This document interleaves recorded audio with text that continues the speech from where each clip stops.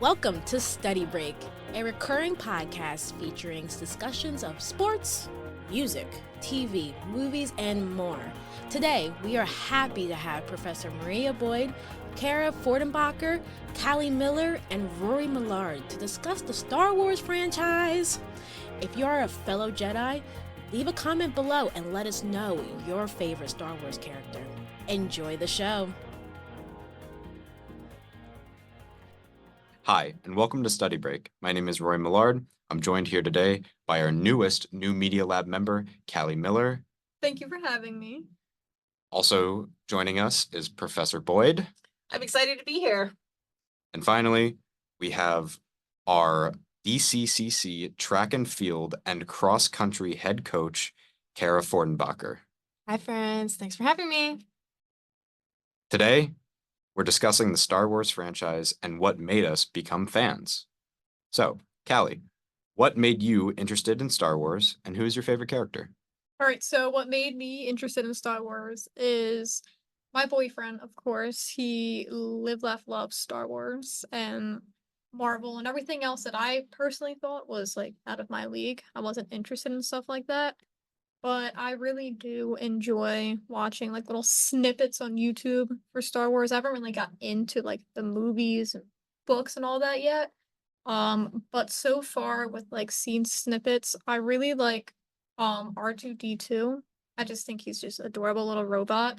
But if I want to be deep, I really like Princess Leia. I just like how strong and powerful she is for like woman empowerment in a way. I guess like that's the best I can say. Absolutely. I think Star Wars as a whole helps us connect with people. So thank you for sharing your experience.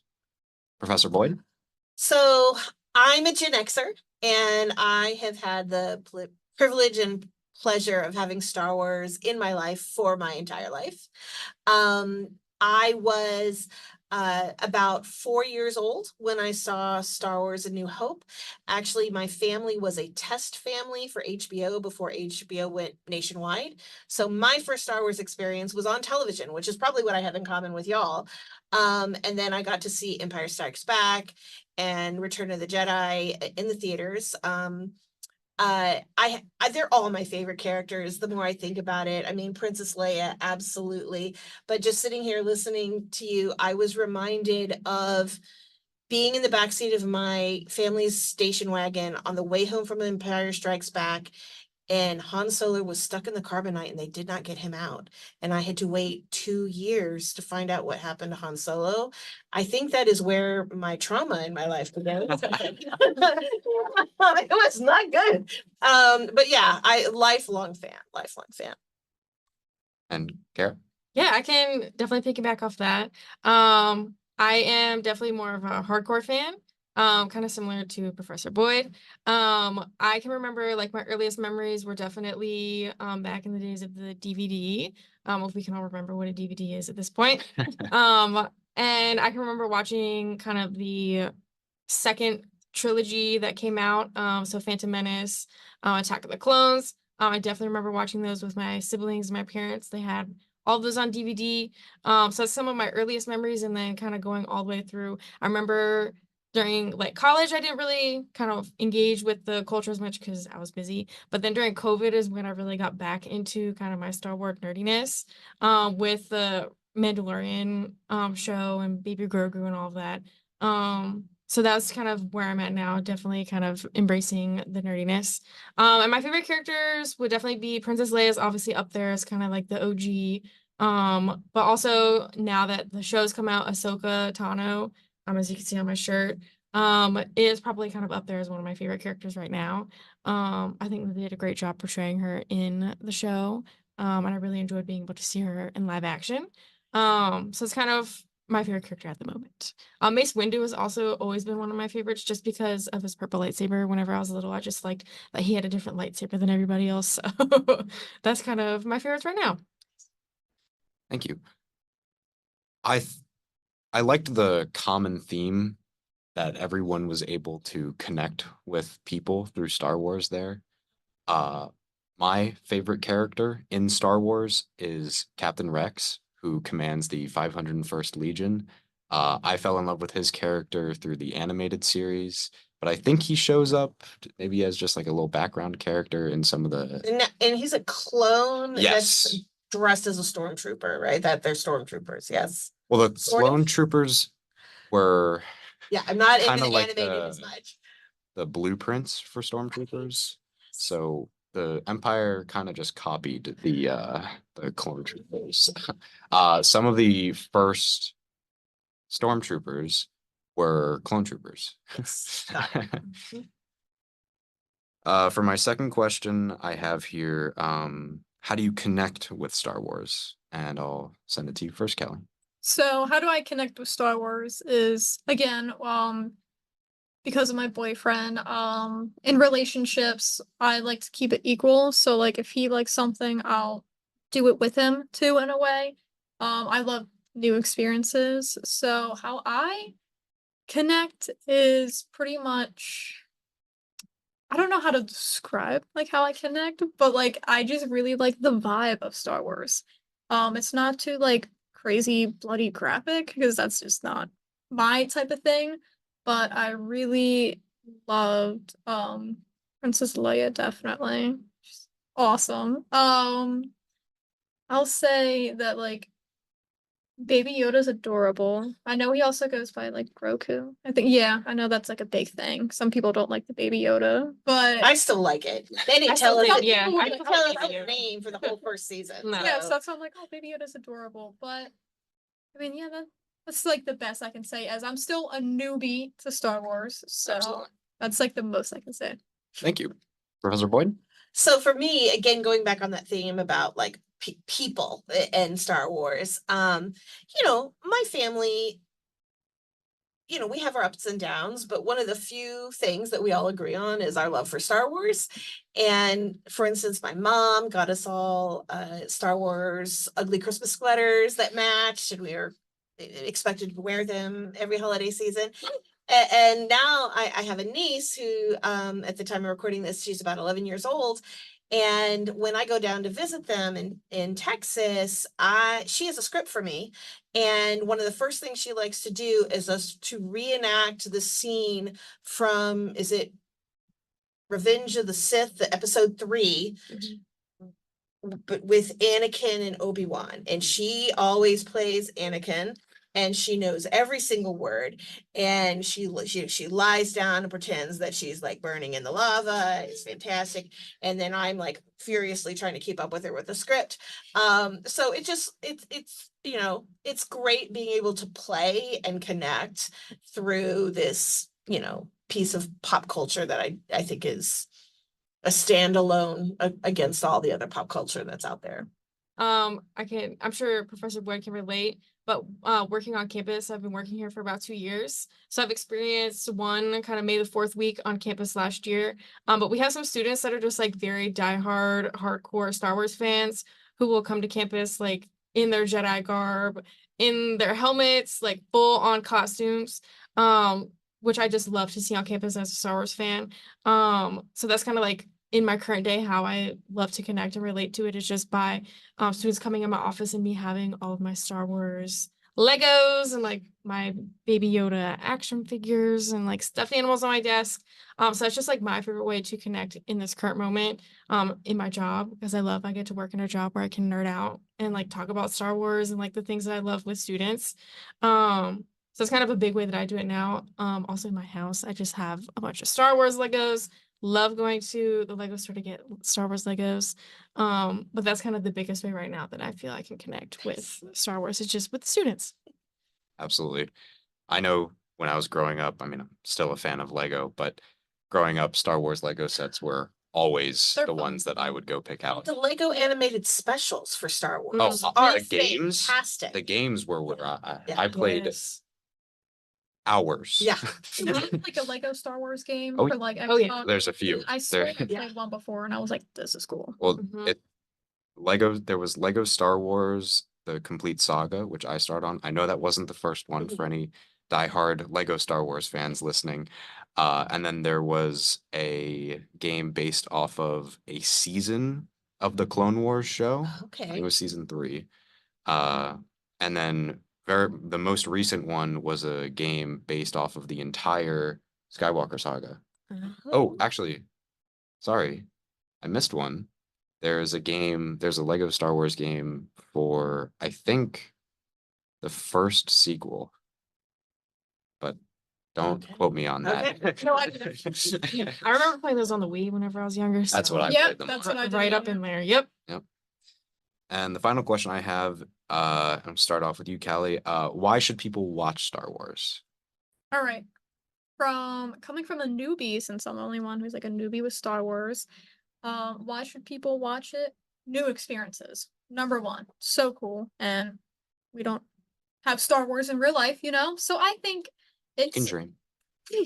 I think it's pretty cool. It just kind of brings you to like a different world in your head, I'll say. Like how there's like Wattpad stories and stuff of like Star Wars and fan fiction and all that. Very like a creative movie. I can definitely say that. I don't really have a good reason like to persuade you to watch Star Wars because I feel like everyone had to watch Star Wars. I feel like it's just like everyone had to. It's like a thing everyone goes through where it's like you either try to watch it or you watch it and you love it. Then there's me who's gonna go home after this and start watching Star Wars because I'm so persuaded by this. So I don't really have much to say like how to convince someone to watch it, but that's just like my feedback as someone who again wasn't too interested in like movies like that, but I just dipped my little toesies in and I said, all right, this is cool. It is interesting that you mention fan fiction and fandom because some people discover the franchise like that. Yeah. Which I think is very interesting. Professor Boyd? What I would say to anyone who might be thinking of looking into the Star Wars franchise is there's definitely something in it for you. What I love about the full extended universe is if you're into romance, there's romance. If you're into action, there's action. If you want really high stakes drama, that's there too. If you want something silly, right? If you just want to engage with the merch, right? I mean, the merch is great, and it, you know, the Star Wars franchise and George Lucas specifically created the era of there being merch for everything, for good or ill. But I mean, it really was those toys and those action figures that came out in the 70s are why we have all of the things that we have now. I would also say is it allows you to play. It allows you to imagine another place and another time, right? And I'm not going to quote it's crawl, but and then a final thought is it doesn't matter what your age is, doesn't matter what your interest is, there's something for you. You don't have to engage with all of it. It can be really daunting for a new fan because there's just so much content. Yeah. You know, that original trilogy, that is my trilogy, that's my generation stuff.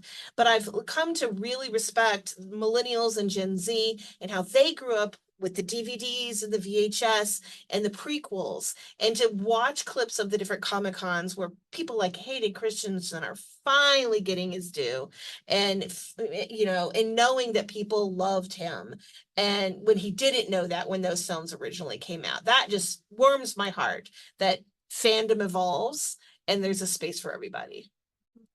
I'd like to add a little bit on Yeah, that. please I do. think with it being available to anyone, that you can also enjoy Star Wars in a lot of different mediums. Oh yeah. There's movies, TV shows, books, comic books, theme parks. You know, really, whatever your interest is, you can absorb Star The Wars video that games, way. as we've The already video talked about. games, right? Yeah. And Kara? Yeah, that was all really awesome. For me, I think the biggest thing for me is, especially even when I started watching and kind of all through, the main theme for me is just like the female main characters.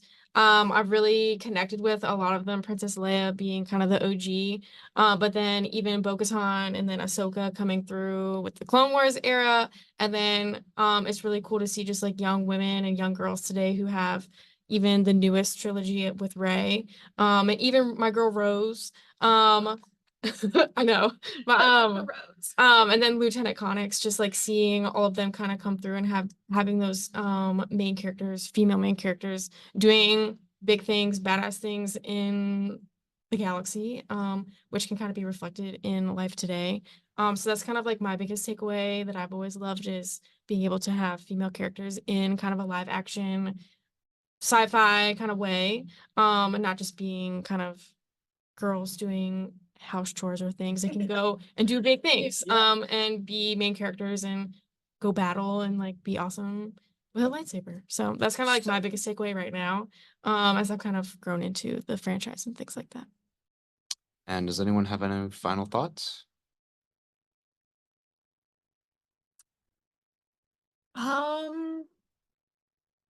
Okay, my final thought is, for someone, if anyone is listening to this and they're new, I will say it might seem overwhelming at first, as like pretty much everyone mentioned, there's like books, movies, TV shows, like everything with Star Wars, but it's honestly definitely worth it to just dip your toes in and do what you want to do, because there's definitely people that want you to either watch it in order or this way or that way, and that's what stresses me out, because I'm like, I don't want to offend someone if I randomly just watch this Star Wars and that one, but like that's like my best advice for people who are listening. Just do it, because it's definitely worth it. And I love what Professor Boyd said, that there's like action, romance, like it's almost like a movie, like a romance, all this movie, but like in one like thing. And I really like it so far. And to add to what Kalli's saying, I think that if you are a fan and there's someone in your life who you want to get into the franchise, ask them questions, find out what they currently like, what are they currently into, and rather than sitting them down and say, you must watch it in release order, or you must watch it chronologically, or you have to start with the Clone Wars, just ask them what they like, what mediums they like. Maybe start them off with one of the books. Maybe start them off with a video game. Maybe start them off with fan fiction, right? There's so many points of entry. Maybe start them off with talking about the strong female characters, everything we've discussed here today. If you ask questions about what someone who's not into it already likes, you can create a personalized, individualized, curated experience for them. And no fan is going to hate doing that. Agreed. I will say I'm currently reading the original trilogy books. The book, nothing like, obviously something like the movie, but very different from the movie. So if somebody likes to read, they can start with reading. It's great. But I would just like to say thank y'all. This is my first time on the pod, so I'm excited. Obviously this is the topic that I would love to talk about if I came on a podcast for the first time. And this is kind of just kicked off my May the 4th weekend. I have plans to go see the 25th anniversary viewing of The Phantom Menace on Saturday as a double date with my best friend. So this just, thank y'all for having me. This is an awesome topic, and I'm glad I got to be here to talk about it. Thank you. Well, that looks like about all the time that we have. I'd like to thank my fellow member of the New Media Lab, Kalli Miller, also Professor Boyd, and Cara Fordenbacher for being here. Thanks for having us. Thank you so much. It's really fun. And thank you so much to all the listeners for joining us. May the Force be with you, and we're out. You've been listening to Study Break, brought to you by the New Media Lab and the Office of Athletics and Campus Engagement. Our producers were Rory Millard and Yagna Rangavachala. Our host and guests today were Rory Millard, Professor Maria Boyd, Cara Fordenbacher, and Kalli Miller. Our co-executive producers were Lushonda Stevens and Raymond Porras. Lushonda Stevens edited this episode, and Sharpjohn Ozjohn prepared our title cards. Victoria Colberth and Samuel Larson designed our cover art, and Indigo Frazier composed our theme music. And I am, once again, Lushonda Stevens, your announcer for this episode. Special thanks to the Director of Athletics and Campus Engagement, Allison Gleason, and our faculty advisor, Professor Maria Boyd. If you have an interest in participating in the New Media Lab, contact the Office of Athletics and Campus Engagement or reach out to us on Instagram at DCCC_New Media Lab. Please be sure to like, comment, and subscribe to us on YouTube. Thanks again for listening, and may the Force be with you, DCCC.